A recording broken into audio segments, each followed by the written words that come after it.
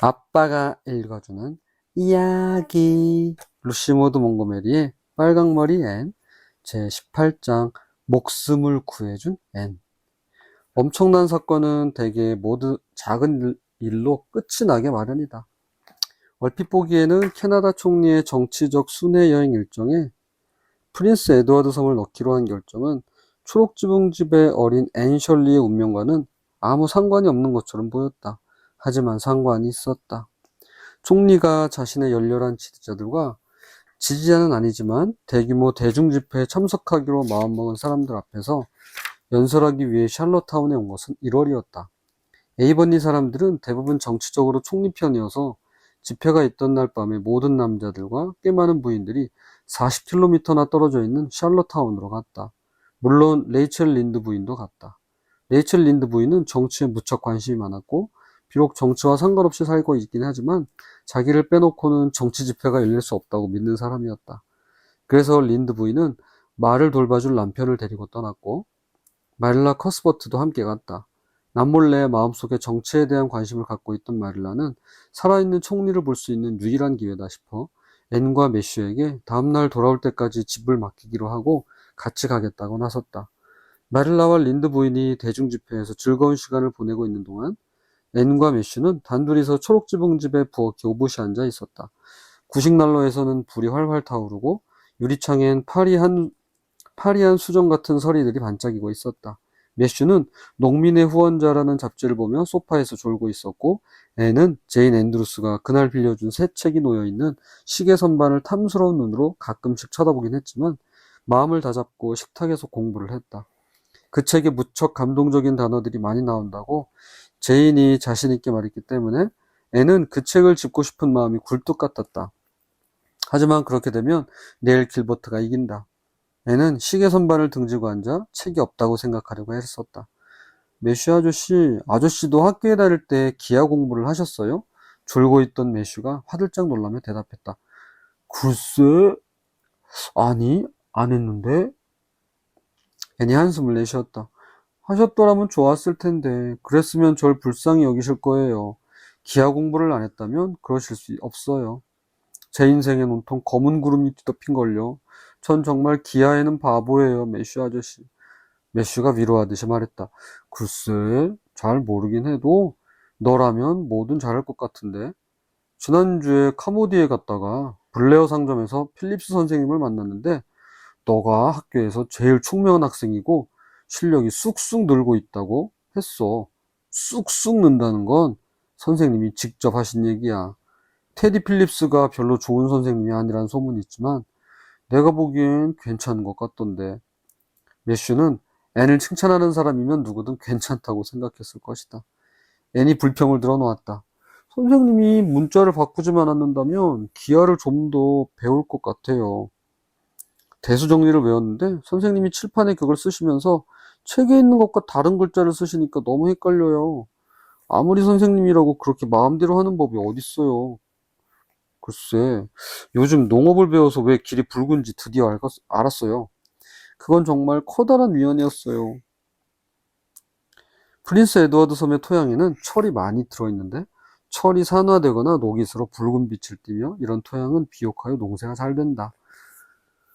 마릴라와 린드 아주머니가 어쩌고 계신지 궁금해요. 린드 아주머니는 캐나다가 오타와에서 있었던 식으로 멸망할 것이고 그건 유권자들에게 심각한 경고가 될 거라고 했어요.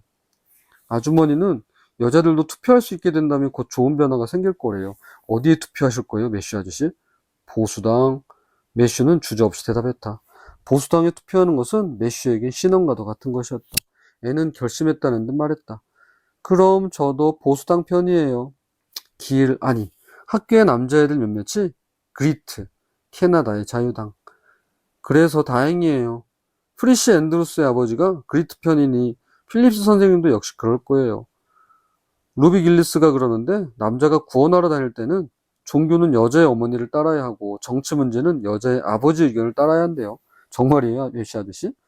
글쎄, 난 모르겠는데. 구원하러 다니신 적 있으세요, 매시 아저씨? 글쎄, 없어. 그런 적이 있었는지 생각도 안 나는걸. 평생 동안 그런 생각이라고는 해본 적이 없을 게 뻔한 매슈가 대꾸했다. 애는 두 손으로 턱을 괴고 생각했다. 오히려 재밌을 것 같아요. 그렇죠? 메쉬 아저씨. 루비 길리스는 크면 멋쟁이 남자애들을 줄줄이 거느리고 다니면서 자기한테 홀딱 빠지게 할 거라고 하던데 전 너무하다는 생각이 들어요. 전 차라리 마음이 올곧은 남자 한 명만 있었으면 좋겠어요. 루비 길리스는 다 큰 언니들이 많아서 그런지 그런 얘기를 많이 알아요. 린다 아주머니는 길리스네 여자아이들은 잘 팔린다고 말씀하세요. 필립스 선생님은 거의 매일 밤 프리시 앤드루스를 만나러 가요. 공부를 도와주러 가신다고는 하지만 미랜더 슬론도 퀸스 전문학교에 갈 준비를 하고 있는데요. 미랜더가 훨씬 공부를 못하니까 프리시보다 더 많이 도와줘야 할 것 같은데 미랜더 집에는 도와주러 간 적이 없어요. 이 세상엔 제가 이해할 수 없는 일이 너무 많아요, 메시 아저씨. 글쎄, 나도 이해가 잘 안 되는구나. 어쨌든 전 공부를 마쳐야 해요. 공부가 끝날 때까지 절대로 제인이 빌려준 새 책을 보지 않을 거예요. 하지만 유혹을 견디기가 어려워요, 메시 아저씨. 돌아앉아 있어도 책이 선반 위에 놓여 있는 게 생생히 보이는 것 같아요. 제인은 그 책을 읽고 무척 울었대요. 전 사람들을 울리는 책이 좋아요. 저 책을 거실에 있는 통조림 벽장에 넣어 자물쇠를 채우고 아저씨께 열쇠를 드릴게요. 공부가 끝날 때까지는 제가 아무리 무릎을 꿇고 애원해도 열쇠를 주시면 절대 안 돼요. 유혹을 견디긴 어렵지만 열쇠가 없다면 한결 견디기가 쉬울 거예요. 지하 저장실에 내려가서 젓갈색 사과, 흠집, 농약살포, 서리 등으로 거주기 젓갈색을 띠는 사과 품종이다. 가져올까요? 메시 아저씨? 사과를 좋아하지 않으세요? 글쎄, 먹어보지 뭐. 메슈는 절대 젓갈색 사과는 먹지 않지만 앤의 말을 거절할 수 없었다. 앤이 지하 저장실에서 사과를 한 젖씩 담아 신이 나서 올라오는데 밖에서 얼어붙은 길 위를 황급히 뛰어오는 발걸음 소리가 들렸다. 이내 부엌문이 활짝 열리며 하얗게 질린 얼굴로 머리에 아무렇게나 쇼를 뒤집어 쓴 다이애나가 숨을 헐떡이며 뛰어들어왔다. 애는 놀라서 양초와 접시를 그대로 놓아버렸다. 그 바람에 접시와 사과가 요란한 소리를 내며 지하실 계단 아래로 나뒹굴었다. 다음날 마릴라는 지하실 바닥에 붙어있는 촛농을 주워가지고 올라오며 집에 불이 나지 않은 게 다행이라고 생각했다. 애니 소리쳤다. 무슨 일이야, 다이애나? 엄마가 드디어 화를 푸셨니? 다이애나는 어쩔 줄 몰라하며 애어나 눈을 먹였다. 빨리 와줘. 미니메이가 굉장히 아파. 후디염이래. 엄마 아빠는 시내에 가셨고 의사를 부르러 갈 사람이 아무도 없어. 미니메이는 굉장히 아픈데 메리조 언니는 어떻게 해야 할지 모르겠대. 나 너무 무서워. 메쉬는 아무 말도 하지 않고 모자와 매트를 들고 다이애나 옆을 지나 어두운 마당으로 갔다. 앤도 급히 외투와 모자를 집어들며 말했다. 메쉬 아저씨는 지금 마차를 타고 카모디의 의사를 부르러 가시는 거야. 아저씨가 말하지 않으셔도 난 다 알아. 아저씨와 난 마음이 잘 통해서 말 한마디 없이도 아저씨의 마음을 읽을 수가 있거든. 다이애나가 훌쩍거리며 말했다. 카모디에는 의사가 없을 거야. 블레어 선생님도 스펜서 선생님도 시내 가셨을 거야. 메리조 언니는 후디염을 앓는 사람을 한 번도 본 적이 없다고 하고 린다 아주머니는 멀리 가고 안 계셔. 어떡해. 앤이 씩씩하게 위로했다. 울지마, 다이애나. 후디엄은 내가 잘 알아. 해먼드 아주머니가 3번씩이나 쌍둥이를 낳았다는 얘기 기억나? 쌍둥이를 3쌍이나 키우다 보면 자연히 경험이 많아져. 그 애들도 가끔씩 후디엄을 앓았어. 톡은 꼭두선이과의 상록관목으로 톡은 뿌리는 가래를 없애주고 토하게 하는 약재로 쓴다. 톡은 병을 가져올게. 기다려. 너네 집에 없을지도 모르니까. 자, 가자. 두 여자아이는 급히 집을 나와 손을 잡고 연인의 오솔길을 지나 황량한 들판을 가로질러 갔다. 지름길에 눈이 너무 많이 쌓였기 때문이다. 물론 애는 미니메이가 진심으로 걱정되었지만 이런 낭만적인 상황과 그 낭만을 다시 한번 마음이 통하는 친구와 함께 나눌 수 있다는 행복감을 그냥 지나쳐버릴 수 없었다. 서리가 내린 맑은 밤이었고 검은 그림자와 눈 덮인 은빛 비탈밖에 아무것도 보이지 않았다. 커다란 별들이 고요한 들판을 비추고 있었으며 여기저기 캄캄하게 보이는 뾰족한 전나무들 사이로 휘파람 소리를 내며 지나가는 바람결에 가지의 눈들이 후드득 떨어졌다. 애는 오랫동안 떨어져 있던 막역한 친구와 함께 이 신비롭고 사랑스러운 곳을 지나가는 것이 너무나 즐거웠다. 3살 난 미니메이는 정말 굉장히 아팠다. 미니는 열에 들뜬 채 부엌 소파에 누워 있었는데 거친 숨소리가 온 집안에 다 들렸다. 베리 부인이 없는 동안 아이를 봐주기로 한 프랑스 바닷가 마을 출신의 메리조는 당황해서 어쩔 줄 몰라 했다. 설령 방법을 알았더라도 손을 쓸 수 없었을 것이다. 애는 곧 능숙하게 일을 시작했다. 후디엄이 맞아. 굉장히 상태가 안 좋아. 하지만 난 더 나쁜 경우도 봤어. 우선 뜨거운 물이 많이 있어야 해. 내가 하라는 대로 해, 다이애나. 주전자에 물이 한 컵 정도밖에 없다니. 자, 이제 내가 가득 채워놨으니까 메리조 언니는 난로에 장작을 넣어주세요. 기분 상하게 할 생각은 없지만 생각이 있다면 미리 그렇게 했어야죠. 이제 난 미니메이의 옷을 벗기고 침대에 누일 테니 넌 부드러운 천을 찾아봐, 다이애나. 우선 토근즙을 한 잔 먹여야겠어. 미니메이는 토근즙을 마시지 않으려고 했지만 애니 쌍둥이를 3번씩이나 거저 키운 건 아니었다. 길고 불안한 밤이 새도록 몇 번씩 토근즙을 먹이며 두 여자아이는 아픈 미니메이를 정성껏 간호했다. 젊은 메리조는 연신 걱정을 하면서 자기가 할 수 있는 유일한 일을 했다. 불을 활활 피워서 병원 한 채에 후대암 환자들한테 필요한 양보다 더 많은 양의 물을 데웠다. 매슈가 의사를 데리고 온 것은 새벽 3시였다. 매슈는 의사를 찾으러 스펜서 베일까지 갔다 온 것이다. 그렇지만 이미 응급조치가 끝난 뒤였다. 미니메이는 한결 좋아져 조용히 잠들어 있었다. 앤이 설명했다. 절망에 빠져 거의 포기하려고 했어요. 미니는 자꾸 상태가 나빠져서 해먼드 아주머니네 마지막 쌍둥이들보다 더 아팠어요. 전 솔직히 미니가 숨이 막혀 죽을 거라고 생각했어요. 하지만 한 방울까지 토근즙을 다 먹였어요. 다이애나나 메리조 언니가 걱정할까봐 말은 하지 않았지만 마지막 즙을 먹인 후에 전 제 마음을 위로하기 위해 마음속으로 생각했어요. 이게 마지막 희망이야. 헛일이 아니어야 할 텐데 라고요. 하지만 3분쯤 지나 미니가 기침을 하며 가래를 뱉어내더니 그때부터 바로 좋아지기 시작했어요. 제가 얼마나 마음이 놓였을지 상상해 보세요, 의사 선생님. 말로는 다 표현할 수가 없어요. 말로는 표현할 수 없는 게 있다는 걸 아시죠? 그래, 알지. 의사는 고개를 끄덕였다. 그리고 의사는 마치 말로는 표현할 수 없는 무슨 생각을 하듯이 앤을 들여다보았다. 하지만 나중에 의사는 베리 부부에게 그걸 말로 표현했다. 커스버트 씨네 그 빨간 머리 아이는 어쩜 그렇게 똑똑한지요. 그 애가 아기의 생명을 구했어요. 전 너무 늦게 도착했지요.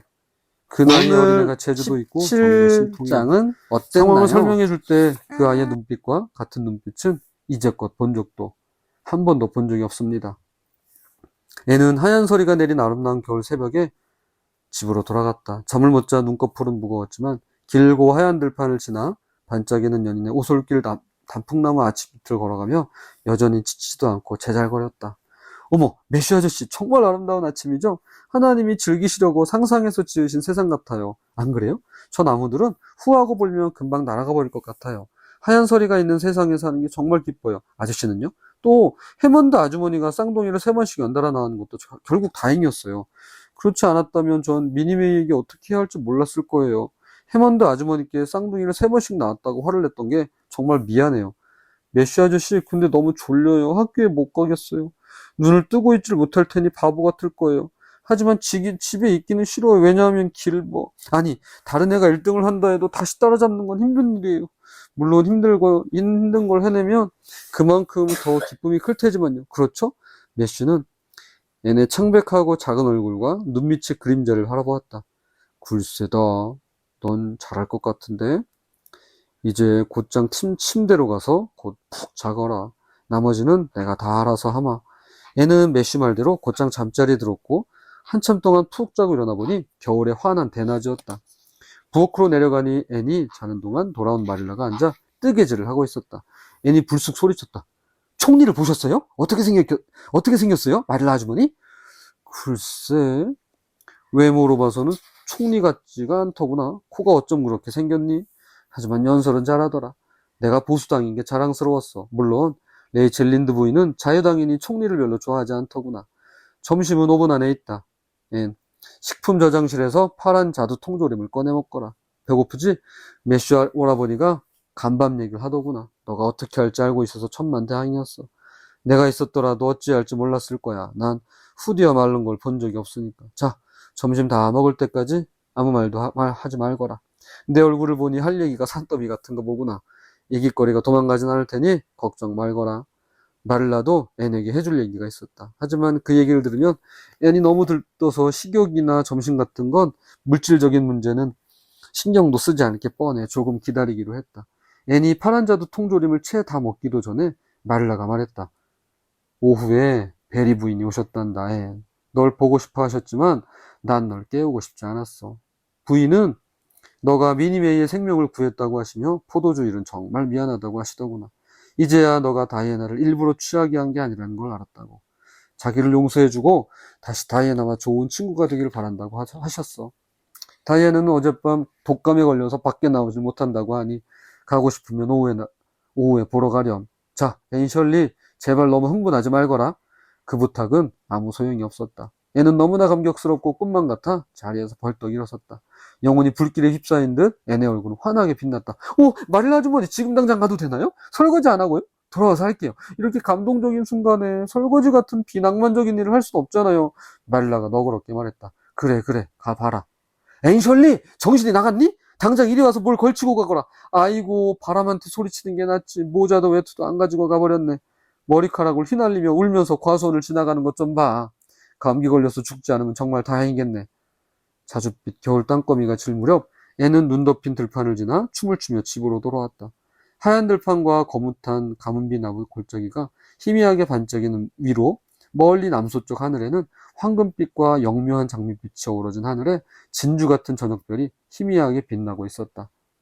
눈 덮인 언덕을 지나가는 딸랑거리는 썰매 종소리가 서리가 가득한 대기 속에서 꼬마 요정의 종소리처럼 들려왔다. 하지만 앤의 마음과 입가에서 흥얼대는 노랫소리는 요정의 노래보다 더 달콤했다. 앤이 선언하듯 말했다. 마릴라 아주머니, 지금 아주머니 앞에는 완벽하게 행복한 사람이 서 있어요. 전 완벽하게 행복해요. 네, 빨간 머리도 괜찮아요. 지금 이 순간에는 빨간 머리도 문제가 안 돼요.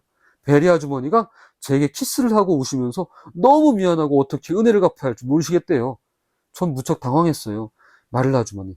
하지만 아주 공손하게 전 아주머니께 나쁜 감정이 없어요. 베리 아주머니. 딱 한 번만 제가 정말로 다이애나를 취하게 하려는 게 아니었다고 말하고 나서 이제 지난 일들은 망각의 덮개로 씌워버리겠어요. 라고 했죠. 제법 점잖은 말투로요. 안 그래요? 제가 원수를 은혜로 갚아서 베리 아주머니는 무척 부끄러워하시는 것 같았어요. 그리고 다이애나와 전 행복한 오후를 보냈어요. 다이애나는 카모디에 있는 숙모한테 배운 예쁜 코반을 뜨는 새로운 방법을 가르쳐 주었어요. 에이번리에서는 우리 둘밖에 아는 사람이 없어요. 우린 아무한테도 가르쳐 주지 않기로 약속했죠. 다이애나가 장미화관이 그려진 아름다운 카드를 주었는데 거기에 이런 시가 적혀 있었어요. 내가 당신을 사랑하듯 당신이 날 사랑하신다면 죽음밖에는 우리를 갈라놓을 것이 없으리라.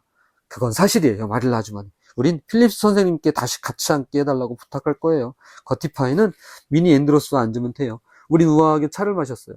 베리 아주머니는 제가 진짜 손님이라도 되는 양 제일 좋은 찻잔을 꺼내주셨어요. 저에게 그 찻잔을 주셨을 때 제 가슴이 얼마나 두근두근 했는지 말로는 도저히 표현할 수가 없어요. 제게 가장 아끼는 찻잔을 내준 사람은 처음이었어요. 우린 과일 케이크와 파운드 케이크, 도넛을 먹고 통조림도 2종류나 먹었어요. 또 베리 아주머니는 제게 차를 다 마셨냐고 물어보시고는 베리 아저씨께 여보, 애한테 비스킷 좀 건네주겠어요? 라고 했어요. 큰다는 건 정말 기쁜 일이에요, 마릴라 아주머니. 어른 대접을 받는다는 것만으로도 너무 좋아요. 난 잘 모르겠구나. 마릴라는 짧게 한숨을 내쉬었다. 애는 결심한 듯이 말했다. 하여튼 전 어른이 되면요 항상 여자아이들에게 어른 대접을 하며 얘기할 거예요. 그리고 아이들이 거창한 말을 해도 절대 웃지 않을 거예요. 그러면 얼마나 기분이 상하는지 제 쓰라린 경험으로 잘 알거든요. 차를 마신 뒤에 다이애나와 전 태피, 설탕이나 당미를 구워 땅콩 등을 넣어 만든 사탕을 만들었어요. 우린 태피를 처음 만들어봐서 별로 잘 만들지 못했어요. 다이애나가 접시에 버터를 칠하는 동안 저더러 저으라고 했는데 제가 까먹어서 태웠어요. 그러고 납작한 그릇에 담아 식히는데 고양이가 접시 위로 지나가서 그만 망쳐버렸어요. 그래도 만드는 건 정말 재밌었어요. 제가 집으로 오려니까 베리 부인은 오고 싶으면 언제든지 또 놀러 오라고 하셨어요. 다이애나는 창가에 서서 제가 연인의 오솔길로 오는 동안 계속 키스를 보냈어요. 있잖아요. 마릴라 아주머니, 오늘 밤엔 기도가 잘 될 것 같아요. 오늘 기념해서 특별히 새 기도를 생각해야겠어요. 끝. 아, 흥미진진했어, 아빠는. 나는 아,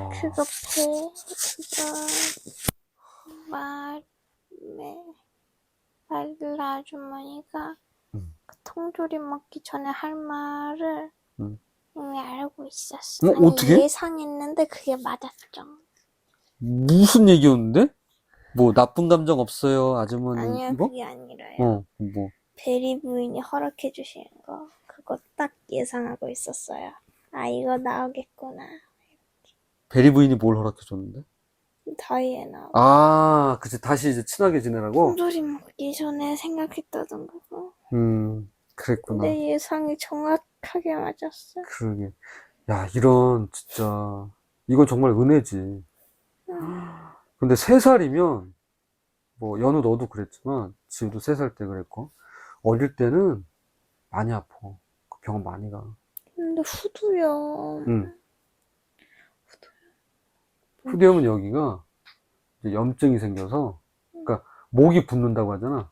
그래서 침 삼키면 아픈 게 후두염이야. 연우가 후두염에 잘 걸려. 나 편도선이 커서. 그래서 이제 너가 열이 이제 오르락내리락 하지. 근데 그 순간만. 그래서 그날 조금 열이 난다 싶으면은 얼른 쉬고, 그 다음에, 피곤하면은 이제, 좀 쉬고 이러면 뭐 문제 없어. 그런데 어. 뭐더라? 톡갈밥? 톡은, 톡은 그러게. 그게 뭐예요? 이게 여기 보니까,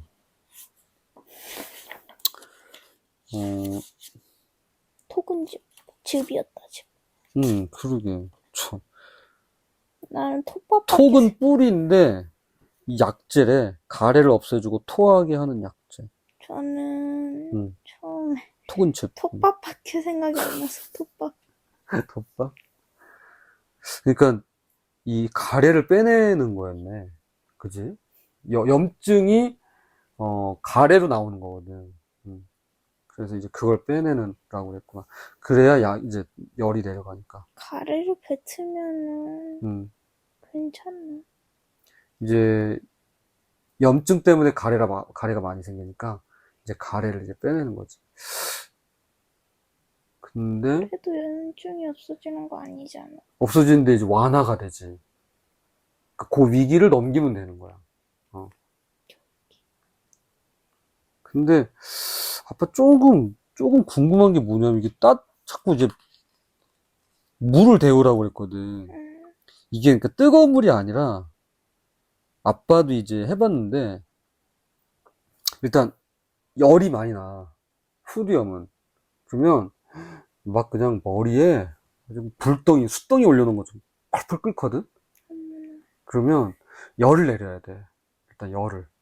그래서 이제 여기 물을 데펴가지고 위에다가 수건을 적셔가지고 이제 이렇게. 그러면은 그게 차가운 게 아니어도 이게 물만 있어도 이게 이렇게 열이 좀 내려가. 이게 기화거든? 그런데 3살짜리가 그렇게 열이 펄펄 끓었으면 진짜 죽을 위기 넘긴 거네. 그렇지. 사실 옛날에는 여기도 봐봐. 의사가 새벽 3시. 되게 멀리 있는 거잖아. 그러니까 제대로 된 병원이나 약이 그 당시에는 없었어. 그리고 실제로 그거 알아? 이 당시에는 마취라는 개념이 없었어. 마취 뭔지 알아? 수술할 때 그러니까. 이렇게 잠깐 신경을 잠깐 이렇게 아프지 않게 하는 거잖아. 마비시켜서. 마취 약이 없었어. 그래서 그냥 맨 고통을 그냥 온몸으로 느껴야 되는. 있잖아요. 내가 유튜브에서 들은 건데 고통 수치를 50으로 나타내면은 그 출산이 출산. 36 정도 되고 다 우리 부위 절개 수술이 40 정도였나? 40 좀 넘게 되고 근데 그것보다 제일 높은 그래. 병이 뭐야? 47 그게 뭐야? 병이거든요. 이름은 기억 안 나는데 이게 신경에 문제가 생겼나 나 뭔지 알 그래가지고 것 같아.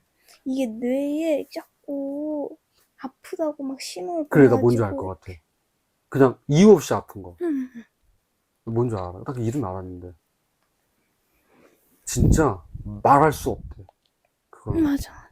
죽고 싶은 감정이 늘 맞아. 생기는데 근데 그게 치료를 못한대. 치료 방법이 없대. 진짜요? 그거 아는데? 뭐였더라?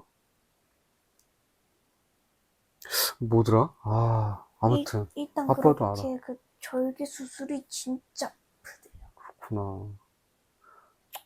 사실 아프긴 아프겠지, 그치? 마취도 안 하고 그걸 잘라내는데.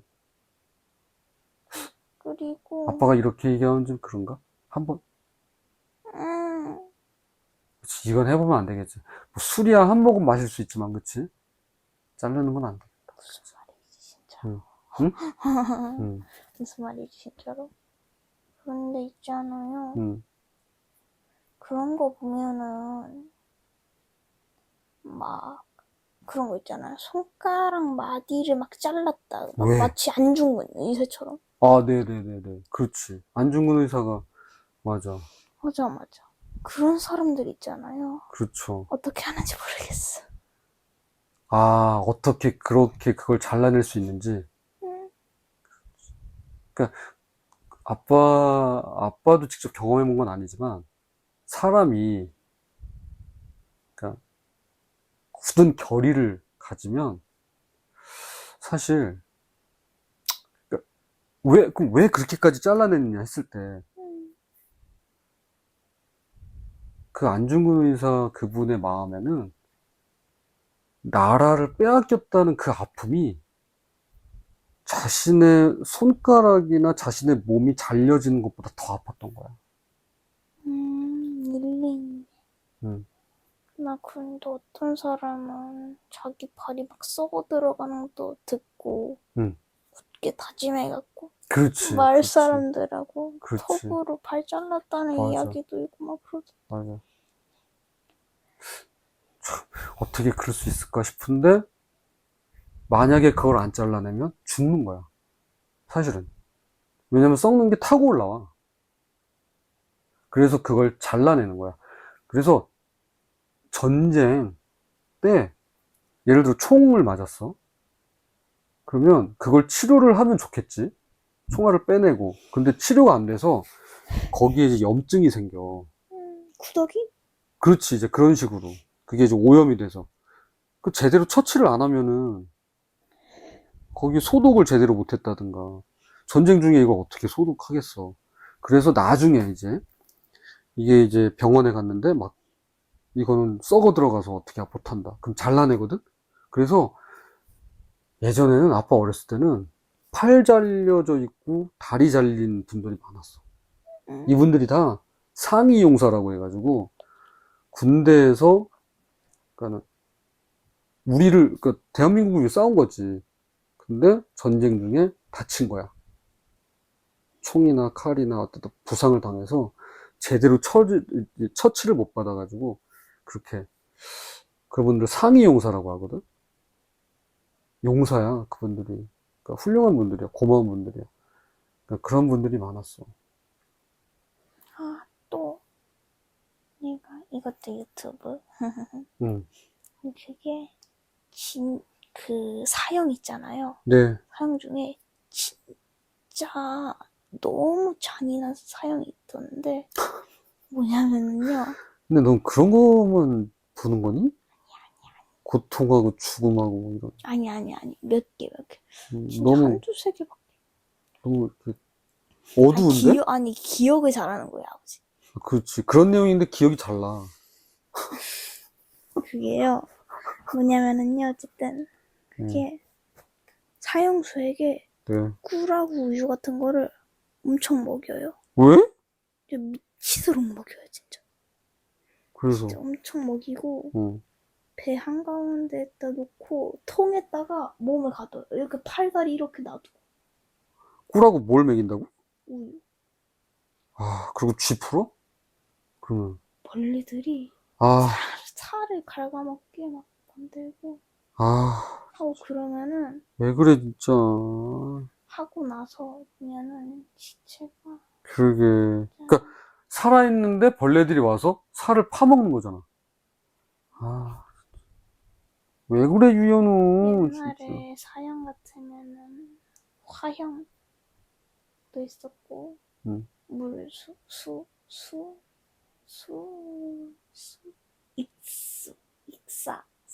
뭐더라?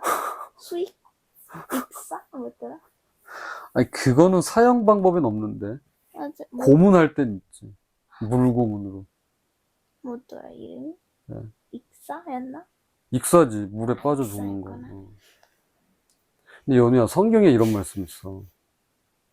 만약에, 예수님이 하신 말씀 중에, 만약에 너의 눈이 보지 말아야 될 걸 본다? 그래서 만약에 그대가 하나님 나라에 들어갈 수 없게 된다면, 오히려 눈을 뽑더라도 하나님 나라에 들어가는 게 낫지 않겠나? 이런 얘기를 하셔. 만약에 손이 죄를 지어서 하나님 나라에 못 들어갈 일이 생기면 그 손을 잘라내고서라도 하나님 나라에 들어가는 게 낫지 않을까? 그런 얘기를 하셔. 아빠는 조금 부드럽게 얘기한 거고 예수님은 좀 더 엄하게 얘기하셔. 그러니까 너가 아까 얘기한 거 있잖아. 어떻게 손가락을 자르고 어떻게 잘라낼까 하는데 사실 그게 옳은 거야. 그게 사실은 맞아. 난 너무 무서워. 근데 이걸 이렇게 생각하면 어떨까? 이걸 몸으로 비유하지 말고 이걸 내가 갖고 있는 생각이나 내 어떤 마음이나 내가 품고 있는 어떤 그런 의식들 있잖아. 미워하는 거라든가 뭐 시기하는 거라든가 뭐 화를 낸다든가 짜증 그때 일어나는 감정이니까 뭐 그럴 수 있지. 짜증 낼 수 있어. 화도 낼 수 있고 되게 미울 때도 있어. 그지? 근데 그걸 계속 갖고 있는 건 문제라는 거지. 그럴 때 여기 적용할 수 있어. 그거를 어떻게 해라? 잘라내라. 내가 막 이런 경우 있어. 화가 계속 나.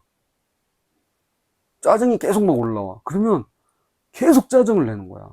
막 1시간이고 2시간이고 어떤 때는 하루 내내. 하루가 아니야. 어떤 경우는 나 이제 너하고 절교야.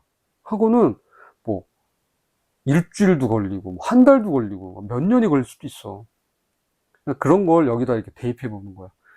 그거를 어떻게 잘라내라. 내 마음에, 내 몸에, 내 생각에, 내 영혼에 안 좋은 것들은 잘라내. 그게 쉬운 게 아니야.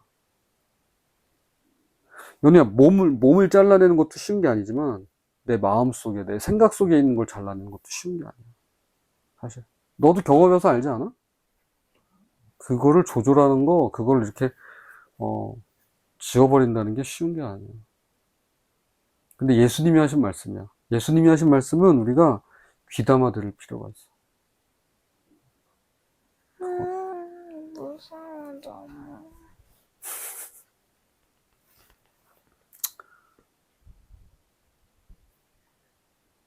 자, 혹시 더 하고 싶은 말? 아빠는 애니 되게 어른스럽게 얘기했어. 아줌마한테 딱 해서. 그런 데 있잖아요. 난 진짜 대단한 것 같아. 뭐 때문에 절단 얘기가 나왔지? 잘라낸 거? 응. 마취? 과거엔 맞다, 마취가 맞다. 없었다. 근데 너가 유튜브 얘기했잖아. 너무 무서워. 그렇지. 근데 어떻게 그런 영상을 봤대? 그런 거요? 몇 개씩 떠요. 그 왜 뜨는지 알지? 왜 떠? 알고리즘. 그렇지. 그런데 그게 아니라 그게 조회수 수였나 막 그런 걸로 뜰 때가 있어야지. 그렇지 않아. 아무리 조회수가 높아도 내가 조금이라도 관심을 보이지 않는 건 옆에 안 뜨게 돼 있어. 아빠한테는 뜬 적 없어. 그런 내용. 아니 아무리 조회수가 그게 그 인플루언서였나? 응?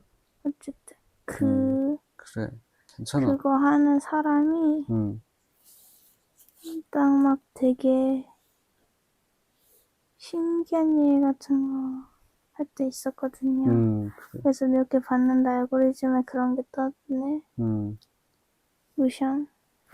무시함. 아빠가 얘기한 거 너무 무시함. 성경에 있는 내용이 무서운 것도 많아. 성경. 아이, 그거 너무 무서워. 내가 천국에 못 들어가. 예수님이 이런 말씀을 하신 이유는 지금 너처럼 예수님 너무 무서워요. 왜 그런 말씀하세요? 이런 반응을 원한 게 아니라 그만큼 내 죄에 대해서 쉽게 생각하지 말라는 거야. 너무 편하게, 너무 쉽게 남들 다 하니까 나도 뭐 이 정도는 할 수 있지. 이렇게 생각하는 걸 예수님이 경고하시는 거야. 그게 아니다. 그렇지 못하다. 그래서도 안 된다. 그런 얘기를 하시는 거야. 그래서 아빠는 너 높이 평가하는 것 중에 하나가 그거야. 욕하고 싶어, 욕하고 싶어. 이거. 욕을 끝까지 안 했거든, 너가.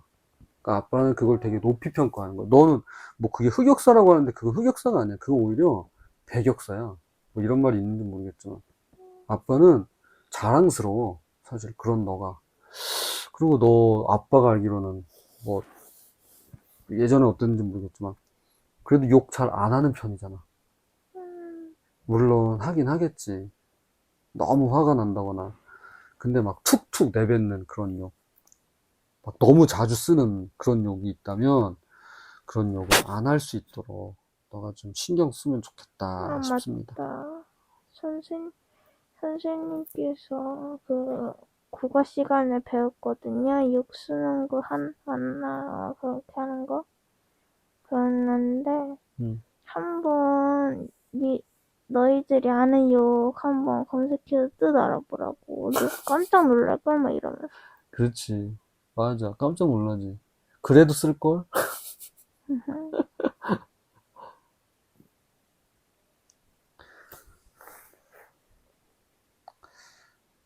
자, 여기까지 할까? 오늘 되게 얘기 많이 했어. 근데 응. 그런 거 그 야, 절단 근데 얘기 좀 잘 안 들려. 아니 그 절단 얘기 부분은 잘라요. 이거, 아빠 이거는 편집 안 돼. 응? 이거는 편집 안 돼. 이거요? 어. 왜요? 이거는 리얼이야, 리얼. 리얼 타임이야. 왜냐하면, 일단 편집하는 게 아빠한테 너무 힘들어. 안 돼. 할 게 많으니까 이런 것까지 막 편집하고 싶진 않아. 그리고 아빠가 너랑 이야기한 게 솔직히 잘라내면 그거 없어지는 거잖아. 근데 아빠는 그러고 싶지 않은 거야. 그게 뭐든 간에 그게 아주 나쁜 것만 아니라면, 악한 것만 아니라면 아빠는 전혀 문제가 된다고 생각 안 해. 오히려 나중에 들었을 때 좋은 추억이 될걸? 맞아, 내가 아빠랑 이런 얘기 했지. 나 울 거야. 응? 나 울 거야. 울어? 왜 울어? 아무튼 북토크는 여기까지 할까요? 아빠이. 그래요. 북토크 끝.